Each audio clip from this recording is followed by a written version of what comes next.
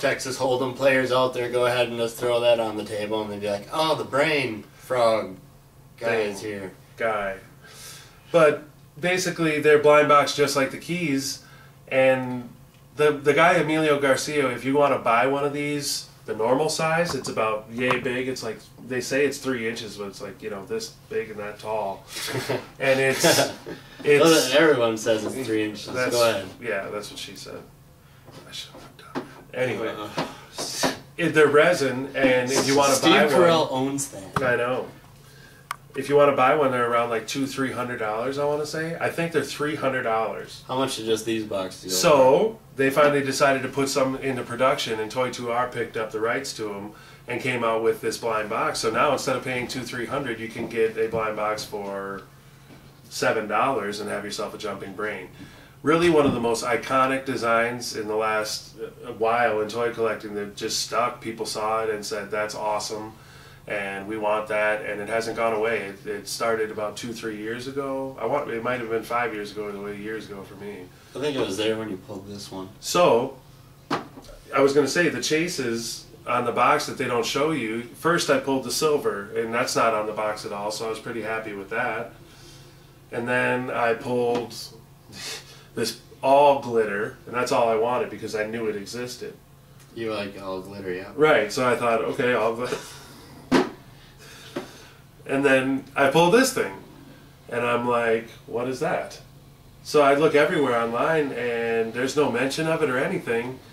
It turns out that Toy2R puts out a release, and look, there's glow-in-the-dark on the inside of that, too. Well, that's awesome, though. So not glow-in-the-dark rules. Not just the yellow half here, and not just clear here. Like that isn't glow-in-the-dark alien technology, just like Velcro? Right. Or Elf. Oh, yeah. Before you get up for that final snack, I want you to know, I've got your cat. Yeah, didn't he just eat cats? Nothing. That was his whole thing. Oh, were you being Elf? I was trying to be Elf. That was my voice, my Elf voice. I haven't brushed up on my Elf in a while, but Whatever. I'm pretty sure that was dead on. Comment on his Elf. What do you think of his Elf impression? Thanks. Anyway, Toy2R decided that, to put out a little release right after I pulled one. These were 1 in 100, so they're actually, pretty rare chases. And if you want to, you can go out and pick these up. They're in retailers still, and people like them, but they're not buying them out of the stores, so you can still get them. So if you like them, go get yourself a jumping brain, fool. You heard? And that's what I gotta say. That was that little Toy2R section. They do have 8-inch Qees and other things. Check them out. We really like them. That brings us to our next section. And we wanted to review a couple skateboards because we said we were going to last time and we didn't. And so I brought this bad boy. If anybody remembers Powell Peralta from back in the day, when you were skateboarding Tony Hawk, This is Skate or Die. Skate or Die. But this was the logo, or there was the dragon with the gold logo on it. Or a red dragon sometimes. But anyway, this Powell Peralta started reissuing all the old skateboard decks, so the Mike McGill, the Tony Hawk, the Caballeros, all that stuff. But the one that never came out because Per Welinder wouldn't allow it was the Per Welinder. And he finally decided that it was okay and that he was going to be in complete control and put out this shape. It was less than a half year ago, I believe, that this colorway came out, the first one. It's the blue, but it's called the Nordic. You may remember this from the 80s, the 1980s. But I had to pick it up. And they've since come out with like a stone gray version, but it was a different shape. And it didn't really have this bump right here, and the nose wasn't quite the same. So really, this was the shapelier one, and the one that looked most like authentic of the old school. The old ones were bonite. They had that thick stuff in the middle. You couldn't destroy them if you wanted to. You couldn't break them on a curb. You couldn't smash them if you wanted to. These are just regular old maple now, but the old graphics are put right on them. What do you think, Jimmy? It's awesome. It's a classic. I'm glad they remade it. The color scheme's great. I mean, wish I was younger so it didn't hurt when I fell so much and could heal faster. Yeah, and obviously these days I'm just having them as wall hangers, but We did put on a skateboard show, wall-to-wall exhibition, where we put wall-to-all skateboards, and me and a couple other people that basically have collections of skateboards. But yeah, it's pretty light. I would never skate it. It's worth about $125 right now. They came out for about $70, and you can't find it now. You might be able to find them on eBay and stuff like that for an inflated price, but you'll probably pay about $120. I guess I'm telling you because they're probably going to come out with like another colorway. So if you want to get on it, it's about time to get on it. And really cool deck. You can buy all the other Powell Peralta re-releases and reissues, but you cannot buy this one. So, and there's another one, the Lance Mountain Future Primitive, that you can't get your hands on. They come out, they're gone, they're sold out, and when the next one comes out, you might want to get on it. So, thought I'd tell you about that. And I got one more. He's gonna do one more. Phil Frost, who is an artist in the... He has yet to make a vinyl figure, but he's in that type of Juxtapose crowd, if you know the magazine Juxtapose. Gallery showings at all the same galleries that these artists, that a lot of these toys come from. And basically when he does one of these figures, all the white is always done in whiteout or correction fluid. From what I understand, all of it is. And he'll cover wall to wall in a gallery with just this kind of motif and correction fluid. But this is a punk point, they call it, and if you were wanting to, you could probably harm somebody pretty good with it. It's sharp. You might not understand Phil Frost's work just by looking at this skateboard, but go check him out online also. We were just looking at him before this show, and it's just nice to get a retrospective of the whole artist and what he's all about. Shut Skateboards came out in the 80s, and then in the 90s too. They tried to make another run at it. They ended up having to shut down.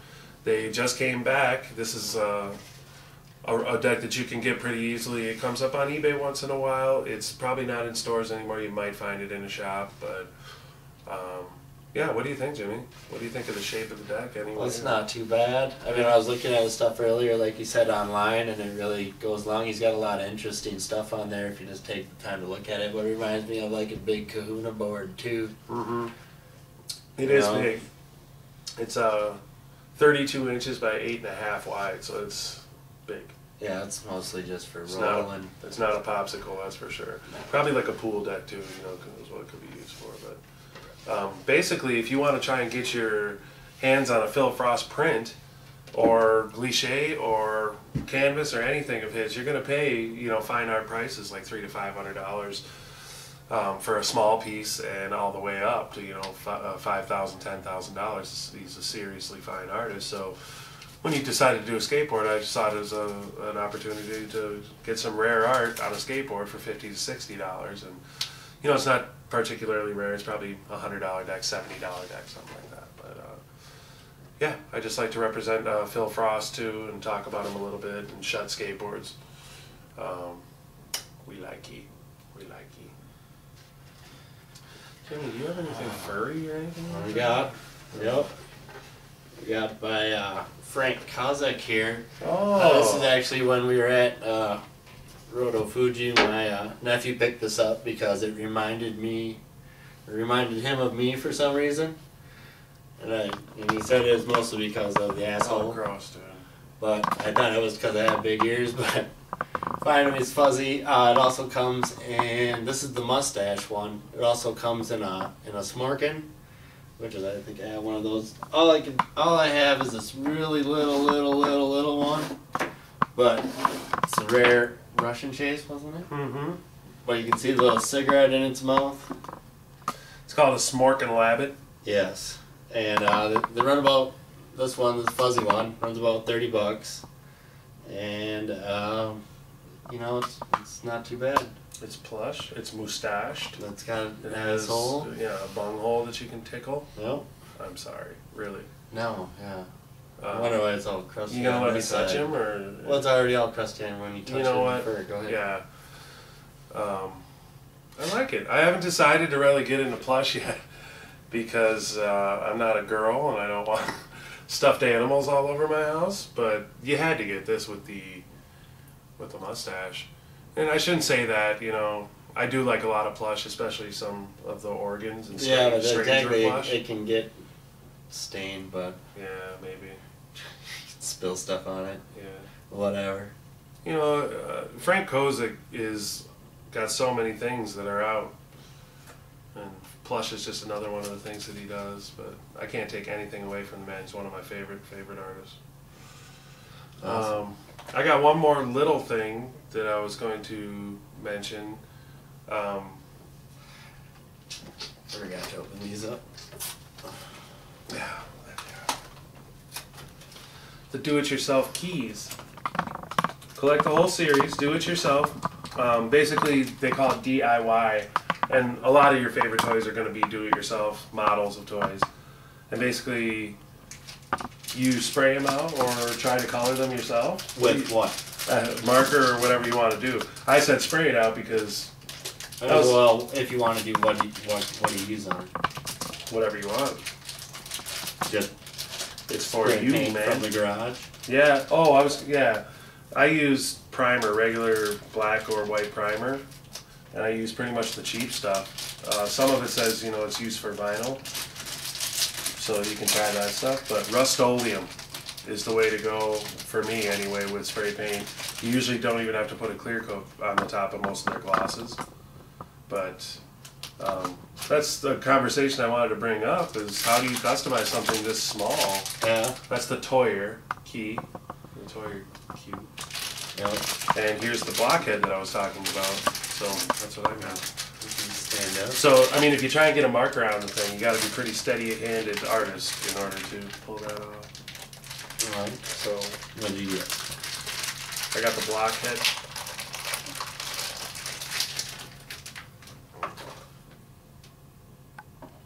And so, we're going to have to customize these bad boys. I don't know, why don't we just give them away and make someone else do it?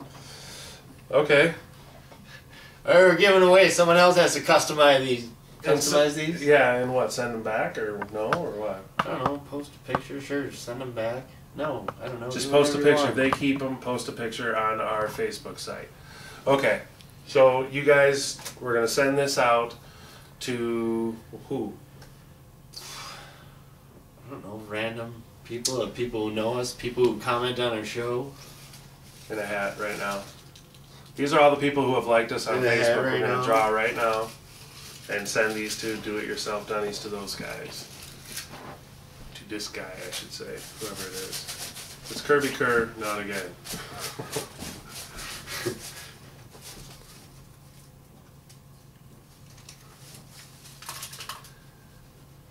Jake Lee Wheelang. Jake, I hope you're creative. Jake Lee Wheelang, I will find you off Facebook, and we hope you are creative, because we're going to send you a couple of do-it-yourself keys to mac out on. Awesome. Yeah. So you got anything else to say, Jimmy? Just like, no, give us some feedback on something else to do. We're going to keep going our own direction, but we might steal your idea and do it, whatever, you know, but go ahead and post it up. Otherwise, we'll see you next week, hopefully. Got something good coming in the next couple weeks, but don't know exactly when we'll be here. Otherwise, we're just going to figure out what we can do and go with it. That's right. Remember, vinylfugazi@gmail.com. Get in on that contest, and you can get the 2 free mariachi dunnies from the Dunny Azteca series. And basically, that's about it for episode 2. I hope you enjoy our show. Yeah, and, we hope to see you next week. We're finding out how this goes.